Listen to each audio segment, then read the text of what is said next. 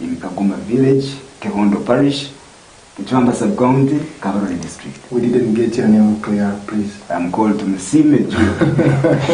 That was just a tease. Okay. So Jude and James, nice to have you here. James, this looks like a game changer in our place. What does it exactly entail? Could you please go into the details of what is happening already at that project? I don't know whether we should call it a game changer, but it's something that I dreamed of and something that I'm working on. And the dream seems to be so big, but I have so many people behind it, like Jude. We have a big team of people that we are working with. And the theme of our game changer, like you called it, it's bringing the city to the village. Oh, yeah. It sounds very big, crazy and all that. You want to build skyscrapers in Kagoma? Yes. Build railway roads? Yes. I'm someone who grew up in a very, very poor situation, as I would say. Like having jiggers, sleeping in banana. I haven't seen your nails yet. Yes, sleeping in banana plantation, walking kilometers to fetch water, having no food, being a street kid in Kampala for years. And luckily, I managed, I don't know whether it was luck, chance, I don't know how to call it.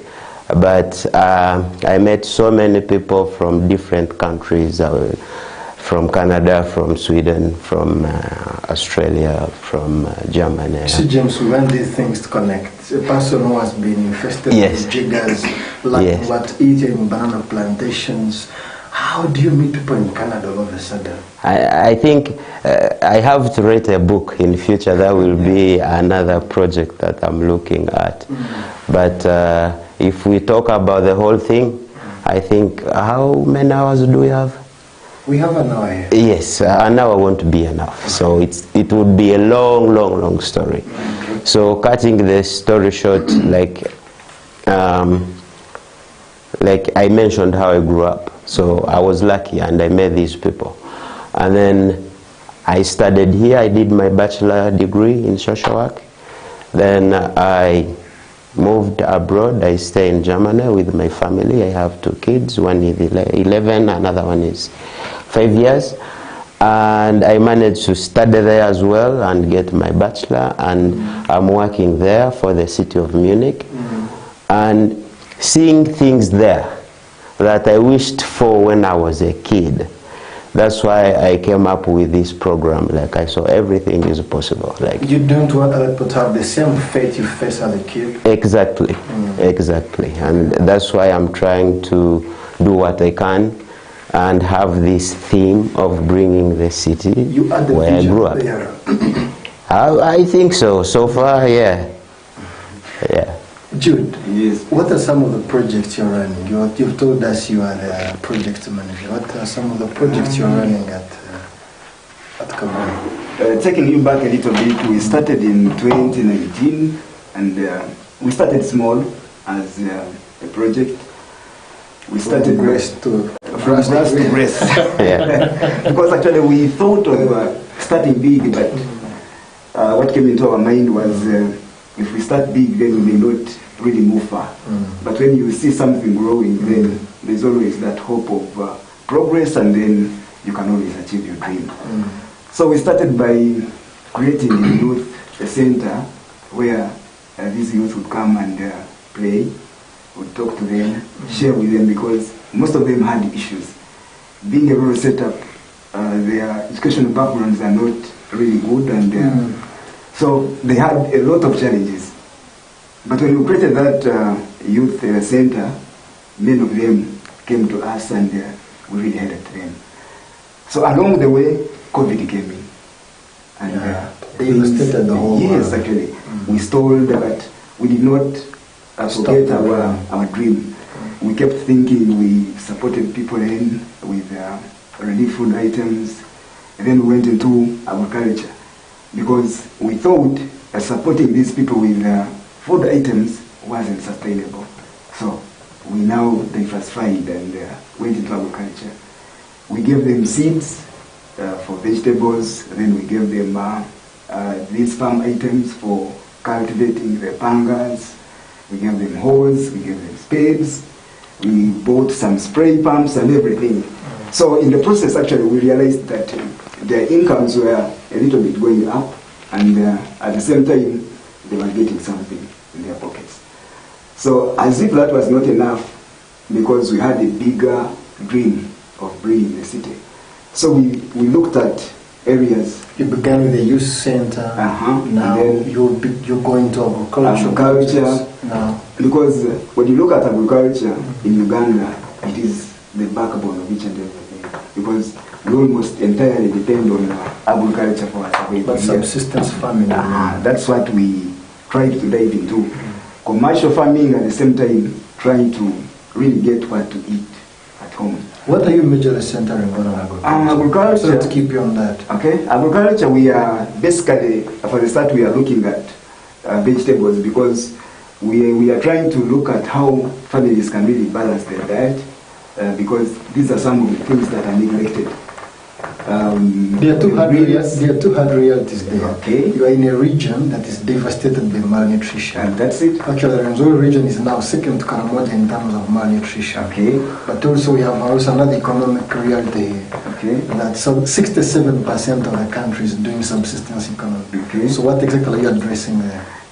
We are addressing so many, like I told you, that when you look at the agriculture we are trying to dive into, we are creating a demonstration farm, whereby we may not support each and everyone individually, but we are trying to create an impression that even if you have a very small piece of land, you can really utilize it to the taste you want and get or reap big from that very piece of land. You're doing a replica of Rubona stock farm. Exactly. Okay. But for us, we are doing it on a very small piece of land, but trying to carry out so many activities. Yeah. It's commendable. So from there, we again realized that our people in the village have a problem with energy. You know, we've really cut down trees so much, and the energy is really expensive. Because when you look at a piece of firewood in Kaguma, a small one that cannot even prepare a meal, it goes for 1,000 to 1,500. So after looking at that and looking at the income levels of our people, we realized it's a lot of money. So we also came in as a project and tried to help. No, we are far reaching that. Because we have already brought electricity to the village, but we also thought of modernizing their cooking ways.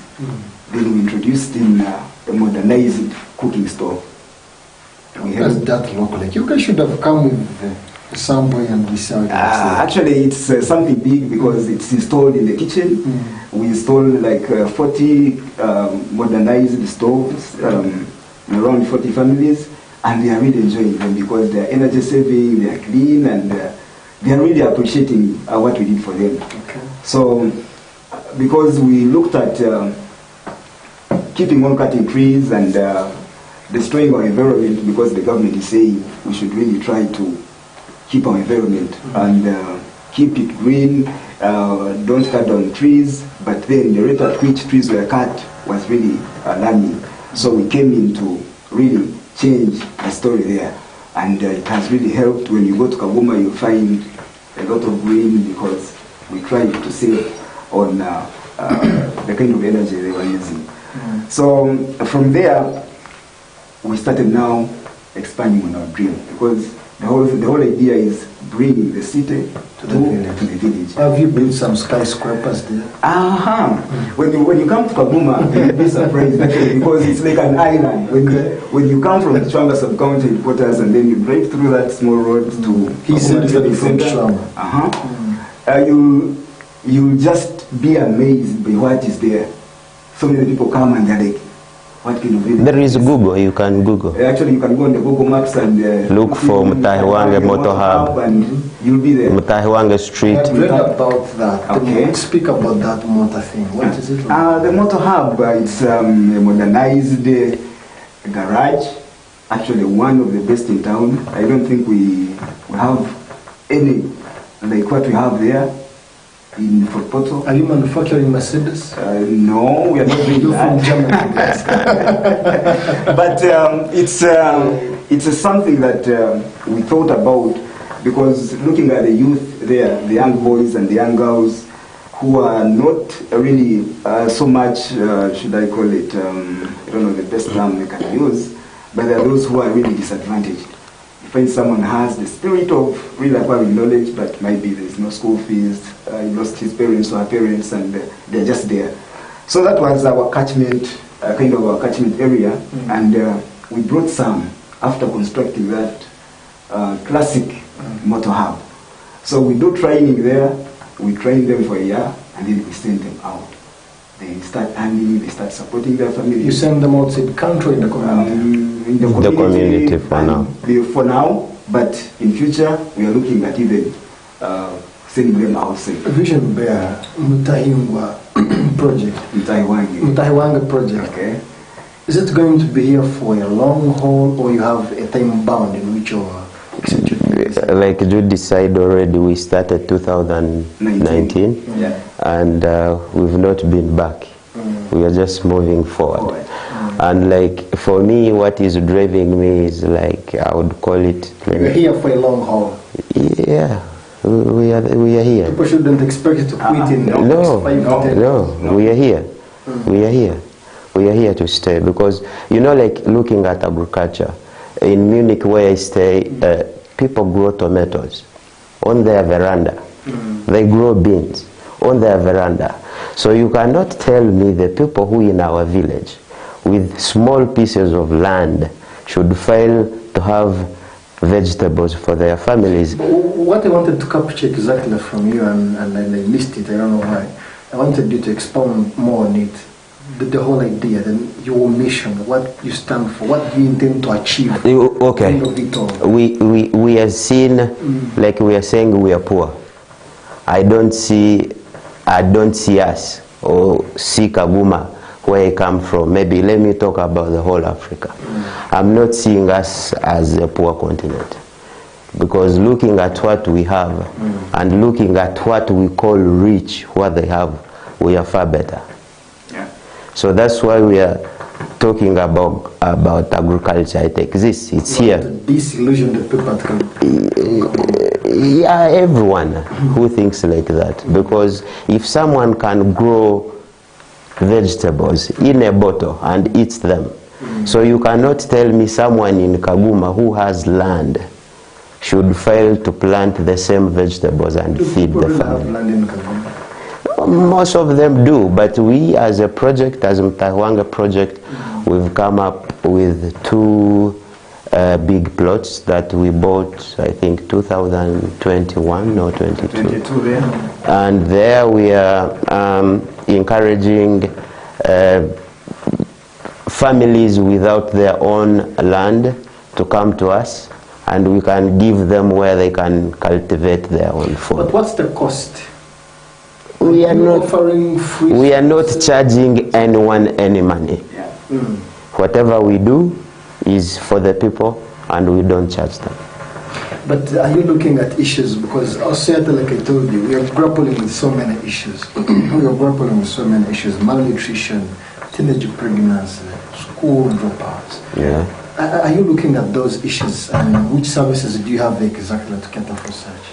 Yeah, Jude, if we separate female, male, actually we are not trying to separate this. Like our garage, when we started, we wanted to take 5 people for the start, because we are not too big.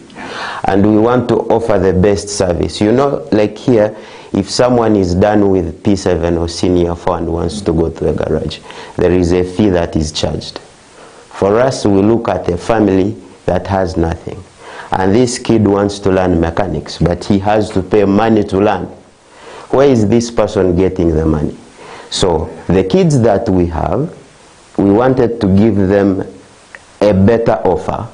So they come to us, we pay the instructors, we actually give them every month extra pocket money, because if you go to most garages in town, everyone, they think mechanics should be dirty.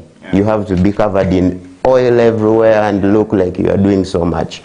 And I said, hey guys, here it's going to be different.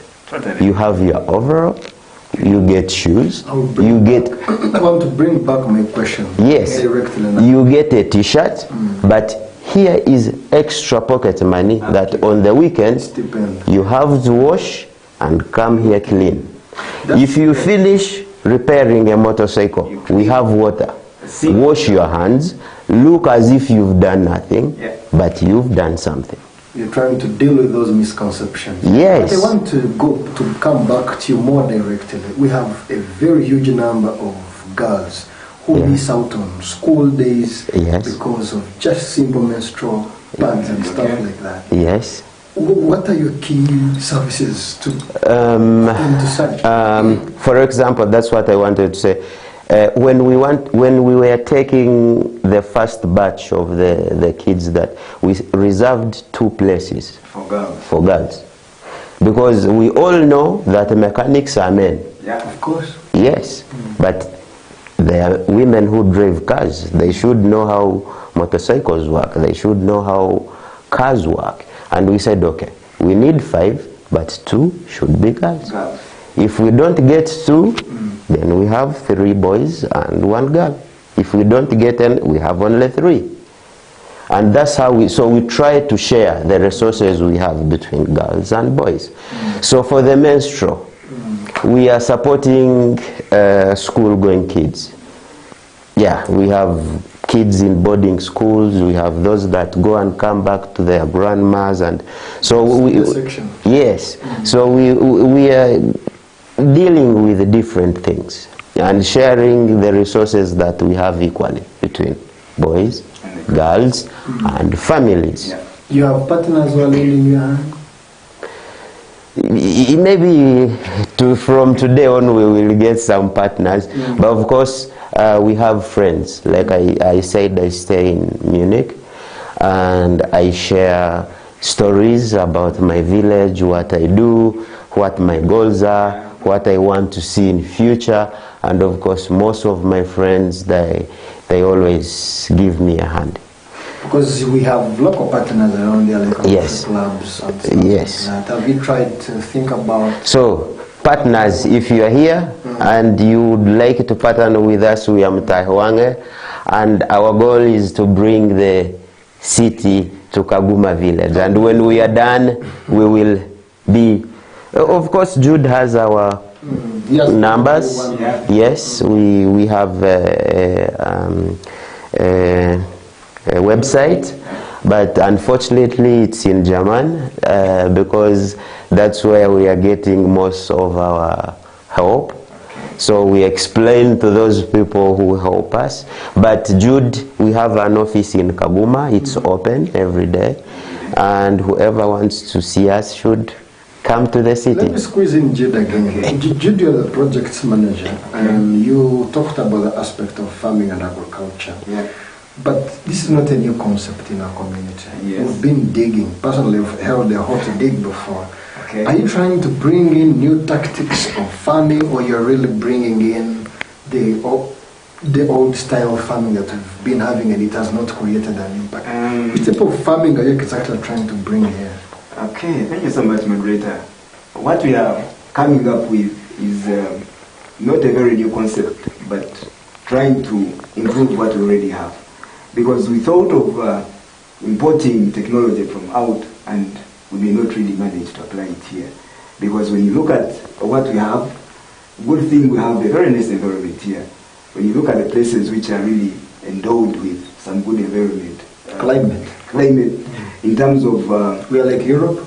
Or we are better. Far better. Someone has to say. Yes. Because he has been there and he knows what we have. Yes. So we are trying to look at how best we can utilize what we have. Because you find a family having a piece of land and it's really fertile, but they are underutilizing it, or they are just leaving it there to graze maybe 1 or 2 animals, and yet it could be of more use when it is properly planned and then you put in the right things. So it's the conception, it's the idea we are trying to sell to these local people in our villages, so that we really change their minds about agriculture and about farming. Did you find them despising agriculture? Did you feel? What are exactly trying to address it? Maybe Jude. The thing is, we are not changing anything. Yeah. Everything is there, and we are just trying to copy and see how we could make things easier. Yeah. For example, we all eat beans, and we know everyone the way we plant beans in our local way. You put them in the mouth, dig a hole, spit there, yeah, and then they are on ground. Yeah. When you have to weed them, you're on the ground. Yeah. If they are ready and you have to harvest them, you go on the ground. Yeah. But we have what they call climbing beans. And with these beans, you can plant one with your hand, you put a reed on it, and it will go up. Yeah. That means even an old woman who would be crawling to harvest, Yeah. she will stand and get the beans. So these are the things we are trying to show people. Like, why would you have a big plantation of matoke that is not producing very well? And when you cut the matoke, the stem will be thrown away. Divide that, plant maybe some trees alongside banana. Because the banana is a waste. After eating the fruit, the whole thing will be thrown away. But if you have banana, if you have mangoes, if you have...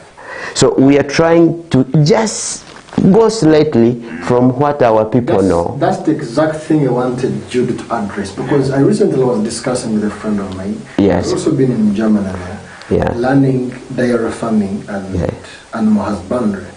Because it's very common in Fort Portal here, or Toro, and even Uganda at large, to find a farmer who has 30 heads of cattle, but they're only giving him 20 liters of 20 liters of milk. But this person needs knowledge that he can actually have 3 heads of cattle or 5 and get 100 liters. Yeah. I wanted you to speak along that line. What exactly new tactics, new knowledge are you bringing to disillusion our farmers and maybe improve their lives through farming?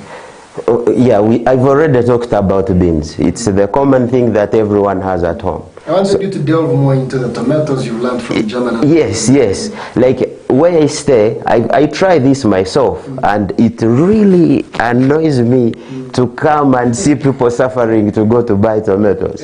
Because I say, no, let me try again. I buy one piece of tomato from the supermarket, I buy a bag of soil that I pay for, that is not even very good. I take it home, I pour it in a bucket, I put my tomato inside, I pour water every day, and I eat tomatoes. And I'm thinking, man, when I go back home, we are going to plant lots of tomatoes, because the soil, the water, the climate, everything supports that.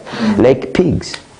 I didn't know before that animals could also do dieting, because here you will go to a farmer, all they want is to have a very fat pig. A fat pig has lots of fat, so that means this pig will have very little meat but too much fat, and no one wants to eat fat. Everyone wants meat. So if we give a pig to someone, we explain to this person, you know what, this pig needs also dieting sometimes. Don't give it only cooked peels, leftovers. Sometimes let it starve. Give it only greens for a few days, so that the pig has muscle and has fat at the same time. So we are not changing anything. It's the things that we have, things that are existing, that we are trying to show the people. You can do better, because if you buy this fatter pig that has so much fat, the butcher will come and say, no, besides driving, I will only give you 500,000. But if this pig is big, it has muscle, that means more meat. You say, no, my pig is good, I need 1 million. A pig, how can you tell this one has muscle? Depending on how you feed it. If it hasn't been slaughtered yet. Depending on how you feed it. You can tell this pig is too fatty, this pig has more meat. What are the sayings? You are the farm. Just looking at the skin, That one I would want to go with you in the farm and say, touch this one here. Your biceps and say you have no fat, you have a lot of muscle. Yes. So you know, do you know how you test whether someone is fatty or not? I don't know. Teach me. By just peeling here. If you pull up and the skin goes off, that means I have less fat in my skin. And if I had so much fat, you would not be able to do that. You're actually right. Does that apply to people? Exactly. But looking at the numbers of the people you're helping, Yeah. are you satisfied with the numbers you have, or you're inviting more beneficiaries, or those who We have we are overwhelmed. You don't want any more people to come? I mean, we have so many people who need our help.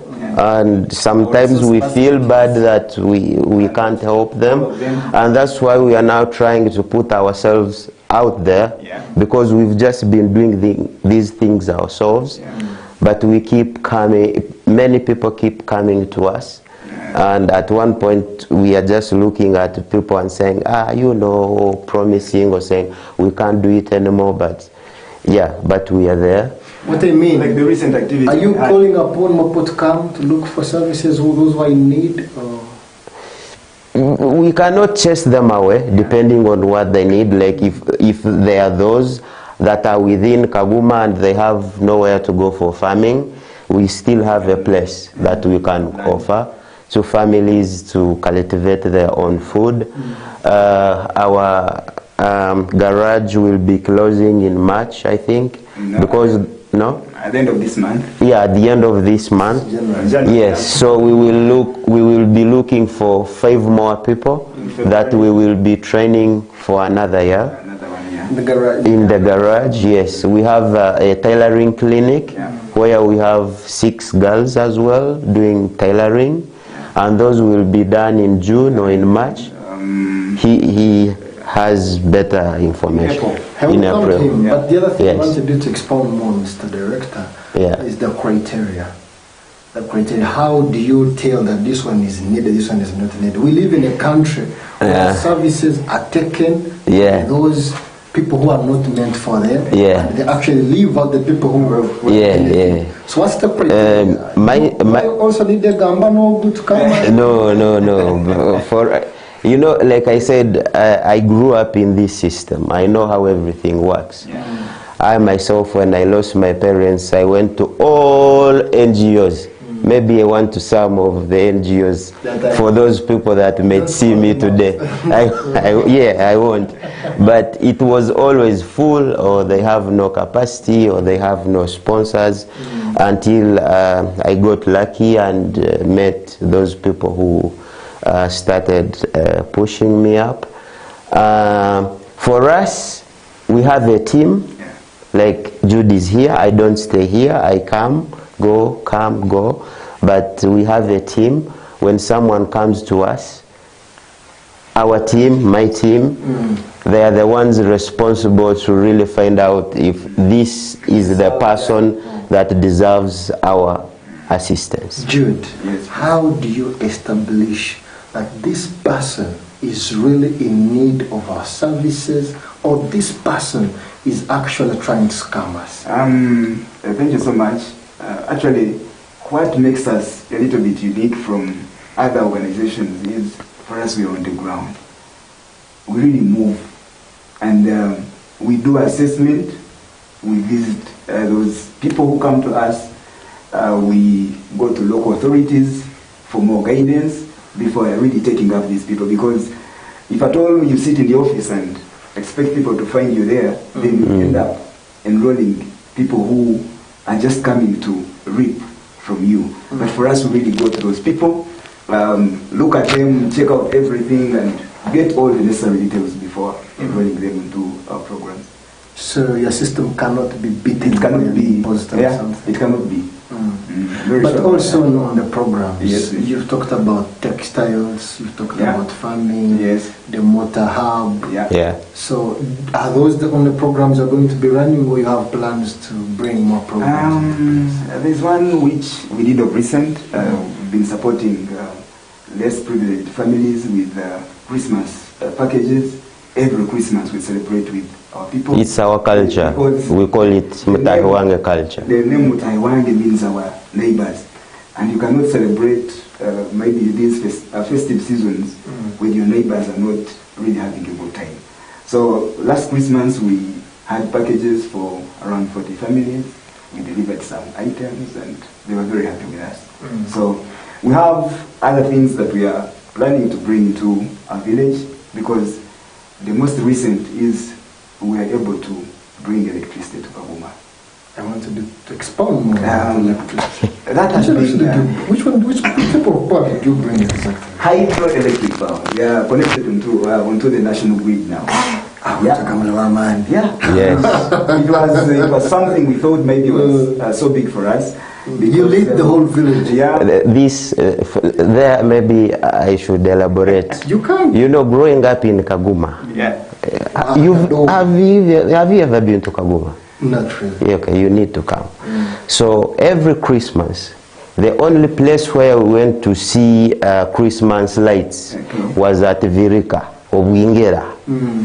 And whenever I went to Virika, I had to walk 15 kilometers back home. And sometimes, because I played in town, we went to these garbage stuff looking for straws to take back with, chocolos to play with. Sometimes you would leave the city, you see the lights, and enter the darkness. And for me, I always like, why is it that I was born in this village where we have no power, no music, no power, no TV, no nothing? But why? Did you try getting the answers?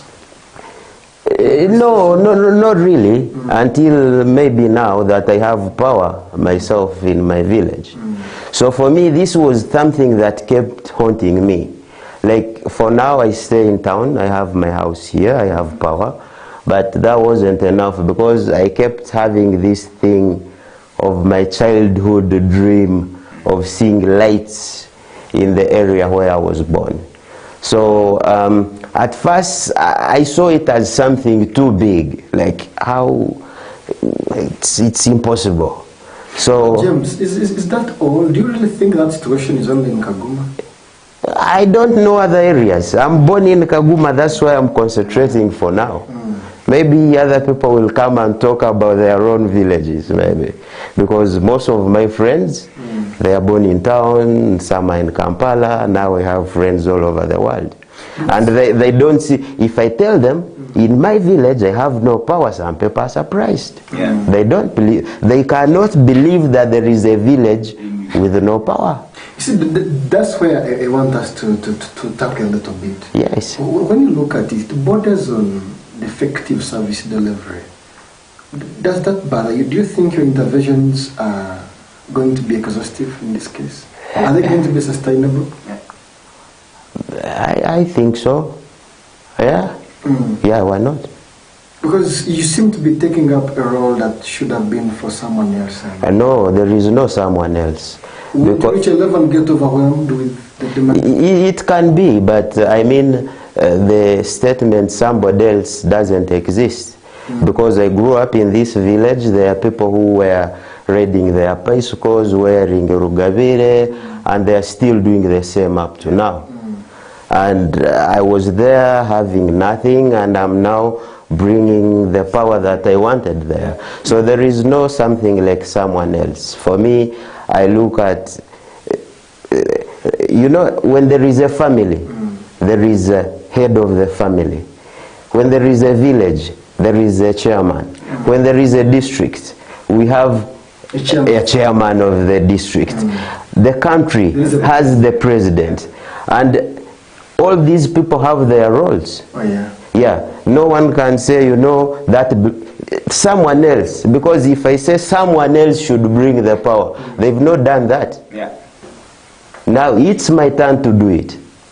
Either I do it or I don't. For me, I'm not looking at I'm not blaming anyone. I'm just trying to do what I can as I.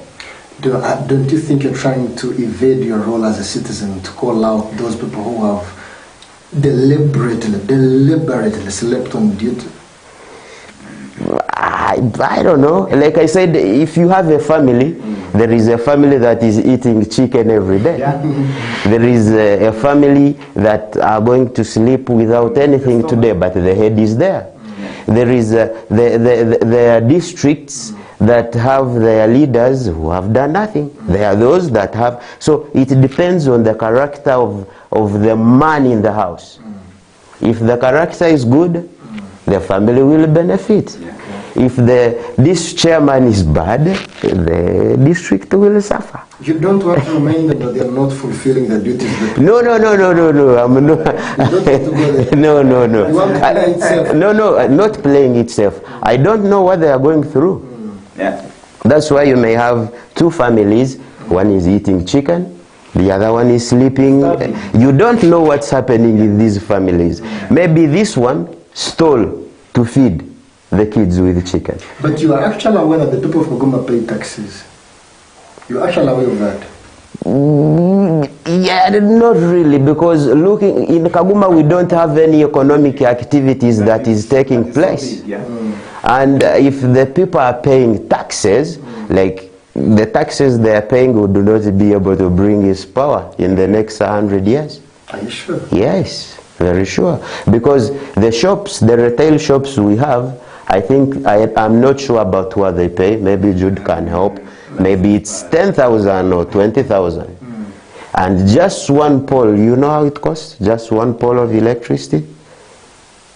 I know. You can estimate.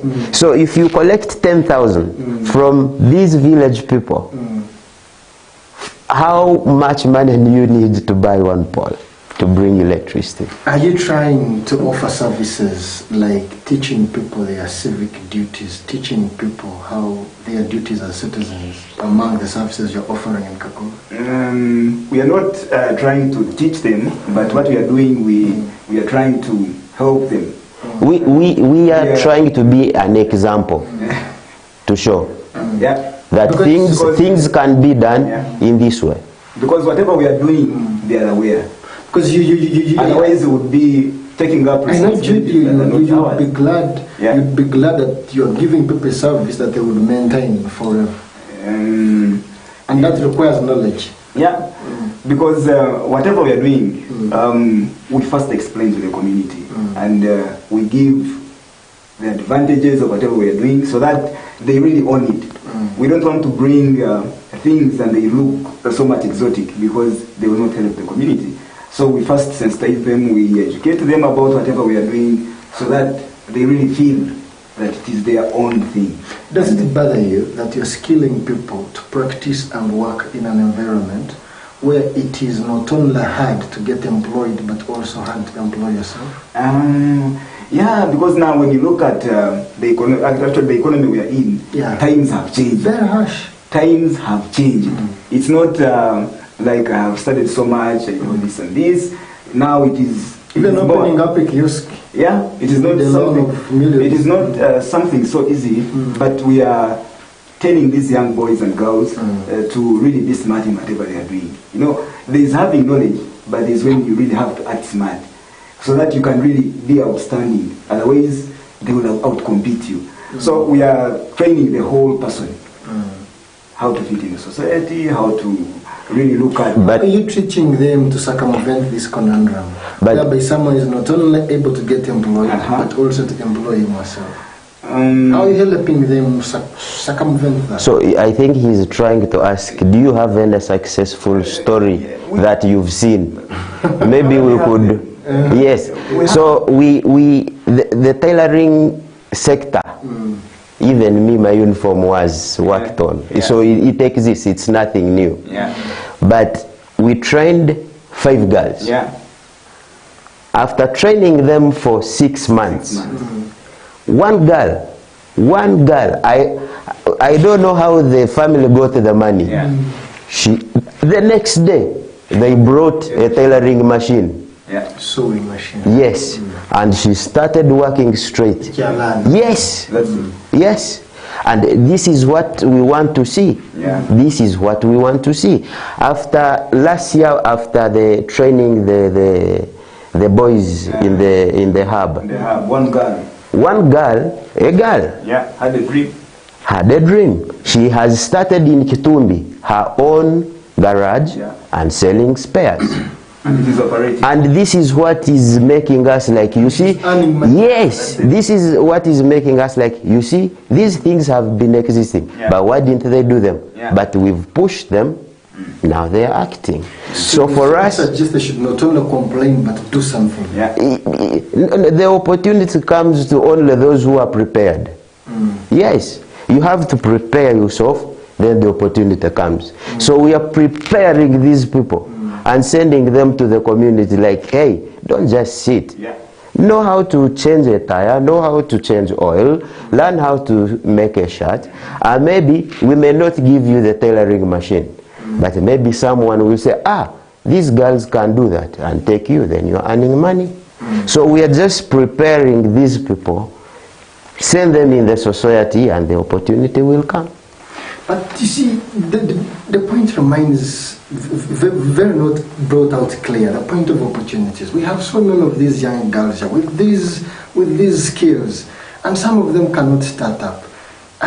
Why not consider starting up something like Old Folks, whereby you can actually employ them after they have just gotten out? There is one. You have that in your store? But I think what you're trying to bring out is not sustainable. Because now if you start a company, how many will you employ at the end of the day? You have a ceiling of your staff. So again, some will be left out. But when you give someone the skill to start something of his or her own, then they will be opening many doors for that person. But that's waiting to be employed all the time. But you can also have something that can be like a teaching, because actually I practice medicine. For us, we used to have a teaching hospital. Right after school, you're practicing from there, and if you are a person who has failed to, get someone to work from, they can be with you, giving you something. But it's what we are doing. Actually, it's what we are doing. We retained... To break it down for you, in the motor hub we had 5, we retained 1. And we sent one boy to town here, he's in Kisenyi, and he's also doing well. One girl started her own shop, so she's also doing well. At the tailoring hub, we also retained a girl, and the rest hub we also started, so it's what we are really doing. So. And we are not chasing them away. We are yes. We told them, we are here, we have the machines. If you want to come, we can even give you materials, so you work, maybe sell your own uniform. So it's up to them. Whether they go out, we've trained you. You go out, you start your own. Do you stay with us? We give you material, you work for us, and you sell what you make. We are open. We're in a very cutthroat race against time. Where do you see this in the next 5 years? Yeah, for me, I want to see, this Fort Portal city moving to Kaguma. Yes, that I move their shops, big supermarkets. There is where we can go for blood checks when we have malaria. We have a lab where they can test that. We have big restaurants. Not now, but that we are thinking of that now that we have power there. We can have we have rooms. If you are there and you need to open up a lab in Kaguma, you are welcome. A clinic. We have so many people there that have malaria all the time, so we have power, we have place, we have people. I think people are the biggest resource that anyone needs. So everyone is welcome. Cities are made up of people. Of course. Not people you can't have a city. Yes, that's why we're trying to retain our people, that they don't keep escaping and going to other cities. We want them to retain them. And then we want to attract those that are there far away from us to come to us. You see, I am a Rotractor. I belong to the international family of Rotary. And this is the services we would have really loved to offer ourselves. And it's commendable that you to Gome, you've just gone abroad for not so long, but you've developed this philanthropic heart, a heart of doing charity. It is commendable. You have friends who are there. Are you sending them the same message to come and partner with you? Are you calling them out? I hope we are now at 4TV. I think it's seen all over. Yeah. We are calling upon all those who have the same interests. We are in Kaguma. What are some of the people you have tried to approach to join you and deal with this overwhelming demand that you're having over there? There's a time when we talked to a sister organization. It's called Imagine Her. They really wanted to come in and tackle the girl child area. And that's an area you've not done enough justice. It is broad and it is very big. And when you look at most organizations, it is what they take on so much. So for us, we say let us be a little bit different and we handle all the two. But Jude, when you look at the issue of women, recently Uganda AIDS Commission released the report. Okay. 15,000 of the new cases were found or were noted in people between 17 and 25 years of age. 12,000 of these were girls. That is a very big number. Recently, the Minister of Education herself said it. 57% of the girls in rural areas are not going to school because of menstrual pads.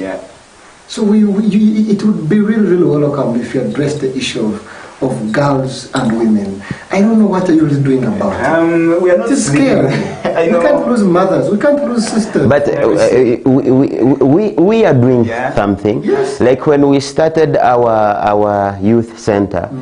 Because most of the people who welcomed the idea were women. No, were men. Okay. Because we had a pool table, we had all other I'm targeting men. No, not really. Not that. Then we had to put a day for specifically. We said, hey guys, relax. Leave it for girls. Even if we are open and no girl comes here, we will be open, but no man is allowed.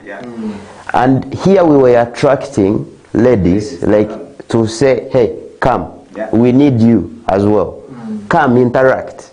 And we employed, or we have a social worker, a lady who is there to deal with these issues.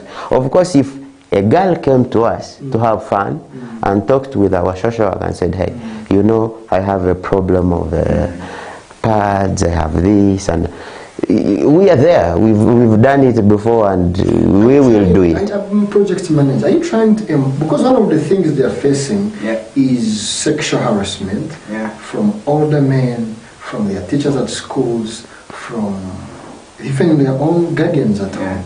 Are you trying to empower them with these skills to make sure they can be protected against such a kind of scavengers?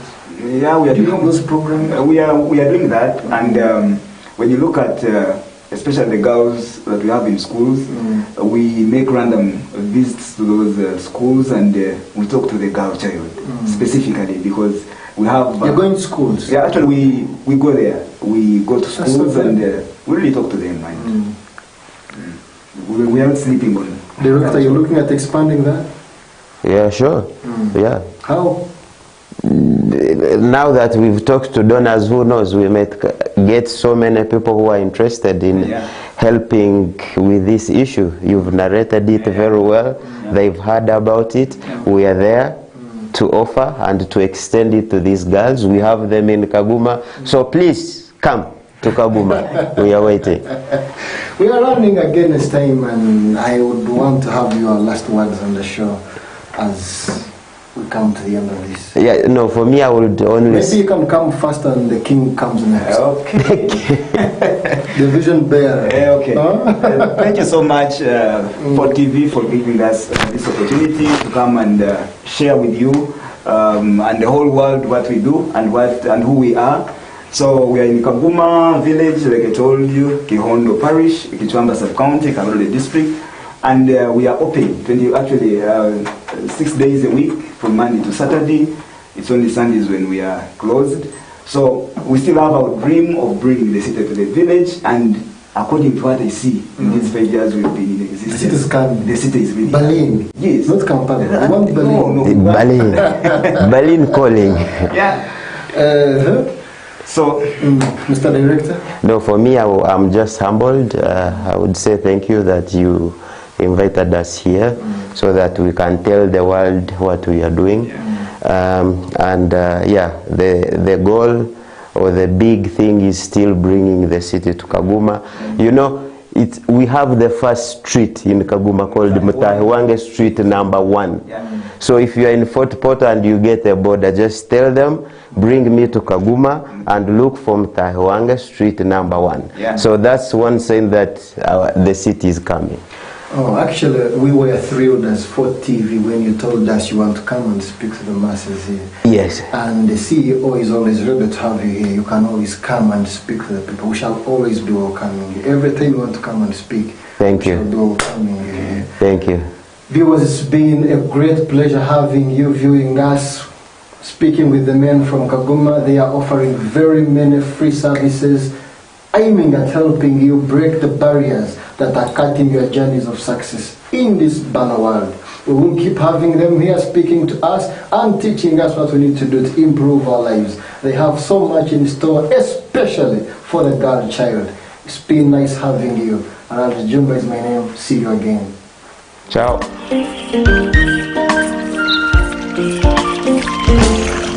Bagenzi haro heki